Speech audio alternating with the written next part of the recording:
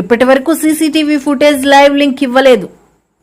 Paul AU engineering కళాశాలలో ఏర్పాటు చేసిన EVM strong room live link ఫుటేజ్లు ఇంతవరకు ఇవ్వకపోవడంపై హైకోర్టును ఆశ్రయించినట్లు ప్రజాశాంతి పార్టీ అధ్యక్షుడు విశాఖ ఎంపీ అభ్యర్థి కేఏ పాల్ తెలిపారు.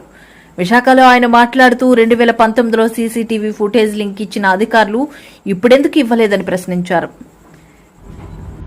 అక్కడ ఆర్ఓ గారు మల్లికార్జున గారిని నేను ఇతర పార్టీల క్యాండిడేట్స్ మాకు సీసీటీవీ లింక్ లైవ్ కవరేజ్ కి ఇమ్మని 14th నుంచి చీఫ్ ఎలక్షన్ కమిషన్ కూడా రాశాం. ఇంతవరకు లైవ్ లింక్ ఇవ్వలేదు.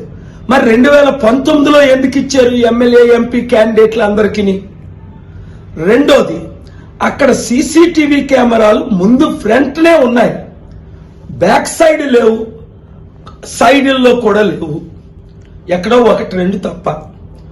మూడోది, 7 స్ట్రాంగ్ రూమ్ లో, 1 ఎస్కోట్ లో, 6 విశాఖపట్నం డిఫరెంట్ బిల్డింగ్ లో పార్క్ చేశారు ఈ ఈవీఎంలు, వీవీప్యాట్. అది ఏ విధంగా సెక్యూరిటీ ఉంది, 3 టైర్ సెక్యూరిటీ అన్నది ఎవరిని మేము నమ్మలేమని ఇన్ రైటింగ్ ఇచ్చాం.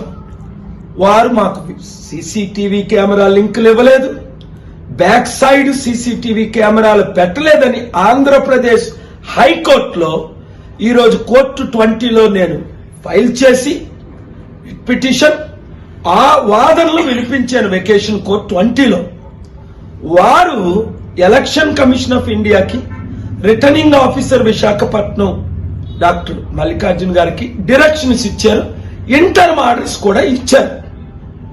మీరందరూ వినండి.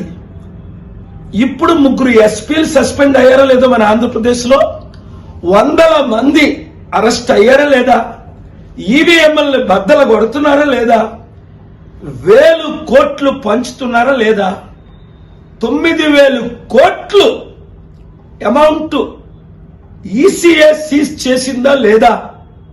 ఇంత అవినీతి జరుగుతుంటే కాపాడే బాధ్యత మనకుందా లేదా? కనుక ఈ వీడియో అందరికీ షేర్ చేయండి. ఏపీ హైకోర్టులో ఈ రోజు మన వాదనలకు వచ్చిన order election commission returning officer Visakhapatnam వారు ఫుల్ఫిల్ చేయాలి. ఆ ఆర్డర్ కూడా మీకు నేను పెడతాను.